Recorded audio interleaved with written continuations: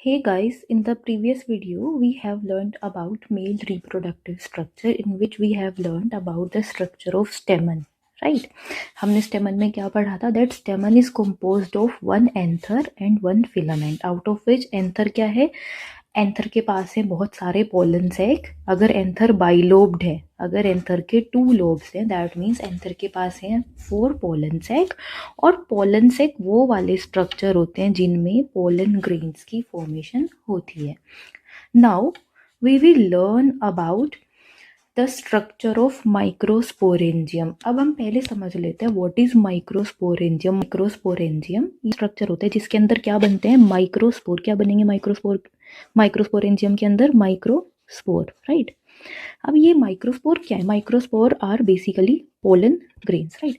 जब हम कभी एंथर का ट्रांसवर्स सेक्शन देखते हैं, ठीक है, we are talking about TS of young anther, हमें क्या दिखता है? That it consist of basically 4 layers. First is epidermis, second is endothelium, third we have middle layers and the fourth we have tapetum.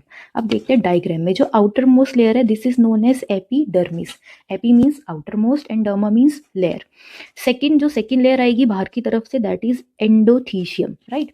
उसके बाद जो आपकी third fourth fifth layer है उनको हम क्या बोल रहे हैं? Middle layers. और मिडल लेयर्स के बाद आपको एक ऐसे लेयर मिल जाएगी, 2-3 लेयर मिल जाएंगी टैपिटम की। किसकी? टैपिटम की। This is very very important here, right. और टैपिटम के अंदर आपको मिलेंगे माइक्रोस्पोर मदर सेल। क्या मिलेंगे? Microspore mother cell.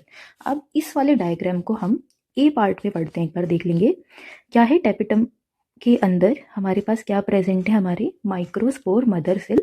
Microspore mother cell वो वाले सेल्स हैं जो बाद में चलकर पोलन ग्रेन्स को डेवलप करेंगे।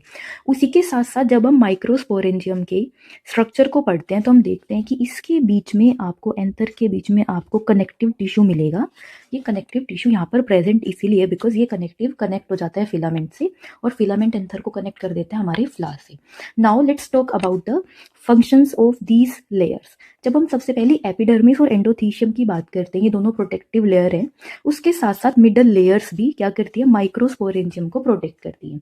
अब इनका जो सेकंड फंक्शन है वो क्या है? इट एड्स इन इट्स डेhiscence टू रिलीज पोलन। जब माइक्रोस्पोरेंजियम में पोलन ग्रेन्स बन जाते हैं, उसके बाद देयर कम्स अ टाइम जब पोलन ग्रेन को रिलीज करना हो, तो उस समय पे क्या करती है?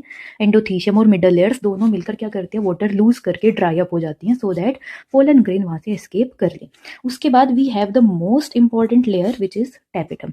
टैपिटम नर्सिंग लेयर है, इनर मोस्ट लेयर है। ये क्या करती है? डेवलपिंग पोलन ग्रेन्स को नरिशमेंट प्रोवाइड करेंगे। आई एम रिपीटिंग, टैपिटम क्या करते हैं? डेवलपिंग पोलन ग्रेन्स को नरिशमेंट प्रोवाइड करेगी। जब हम टैपिटम की लेयर्स के सेल्स की बात करते हैं कि टैपिटम में सेल्स होती कैसी हैं, इनके सेल्स के पास होगा डेंस साइटोप्लाज्म, ठीक है। उसके साथ साथ ये एक से ज्यादा न्यूक्लियस इनके पास प्रेजेंट हो सकते हैं, राइट। जब एंथर हमारा यंग होता है, उसके पास जो स्पोरोजेनस टिश्यू होते हैं ना, ठीक है, जब एंथर यंग होगा तो उसके स्पोरोजेनस टिश्यू माइक्रोस्पोरेंजियम के एकदम सेंटर में होंगे। और आपको कैसे दिखेंगे? They will look like compactly arranged homogenous cells, like, right. अब क्या होगा? आप ऐसे मान लीजिए कि दिस इज योर माइक्रोस्पोरेंजियम और इसके सेंटर में क्या है? आपके स्पोरोजेनस टिश्यूज। हम आपको बता देते हैं, स्पोरोजेनस टिश्यूज का मतलब होता है the tissues which will generate spore, right. तो यही वाले टिश्यूज है जो आगे चलकर स्पोर की जनरेशन, स्पोर की फॉर्मेशन कर देंगे। Now let's talk about the formation of pollen grain. सबसे पहले ये समझ लेते हैं कि पोलन ग्रेन की फॉर्मेशन के लिए टेक्निकल टर्म क्या है। So the technical term used for this process is microsporogenesis. Micro means छोटा, spore means gametes and genesis means to generate. So ऐसा प्रोसेस जिसमें हम क्या करते हैं, प्लांट्स क्या करते हैं, माइक्रोस्पोर यानी कि मेल गैमीट की फॉर्मेशन करवा देंगे। इसमें क्या होता है? जो पोलन मदर सेल्स होते हैं ना माइक्रोस्पोरेंजियम के अंदर, वो क्या करते हैं? उनमें मायोसिस हो जाता है जिसकी वजह से माइक्रोस्पोर टेट्राड बन जाएंगे। अब इसको समझने के लिए हमें इस टेबल को समझना पड़ेगा। देखिए, सबसे पहले हमने अभी पढ़ा था ना, माइक्रोस्पोरेंजियम के बीच में सेंटर में स्पोरोजेनस टिश्यूज है, राइट। स्पोरोजेनस टिश्यूज की प्लोइडी होती है 2n। Ploidy is the number of chromosome, right. अब हर एक स्पोरोजेनस टिश्यू एक्ट करेगा पोलन मदर सेल की तरह या फिर माइक्रोस्पोर मदर सेल की तरह। अभी भी इसकी प्लोइडी कितनी है? 2n। अब क्या होगा? जैसी पोलन मदर सेल मायोसिस करेगा, अगर आपको पता हो तो meiosis is also known as reductional division. Pollen mother cell क्या करेगा, मायोसिस कर लेगा, जिसकी वजह से माइक्रोस्पोर टेट्राड की फॉर्मेशन हो जाएगी, क्योंकि हमें पता है जब भी मायोसिस होता है तो डॉटर सेल्स कितनी बनती हैं, 4, राइट। अब now the question is that कि अगर 4 पोलन ग्रेन एक साथ बन रहे हैं तो क्या वो कनेक्टेड है एक दूसरे से? The answer is yes. जब माइक्रोस्पोर बनते हैं 4 आफ्टर मायोसिस, वो एक दूसरे से कनेक्टेड होते हैं, राइट। इनके बीच में एक सब्सटेंस होता है जिसको हम बोलते हैं callus.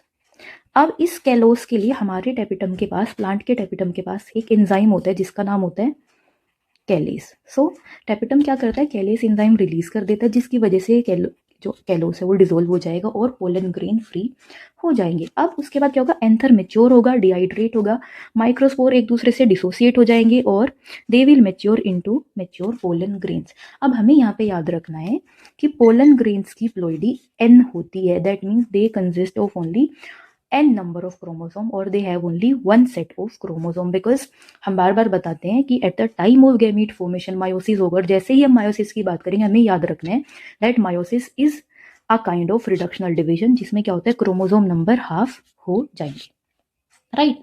So that's all for now. follow me for updates, follow me for more updates and more videos.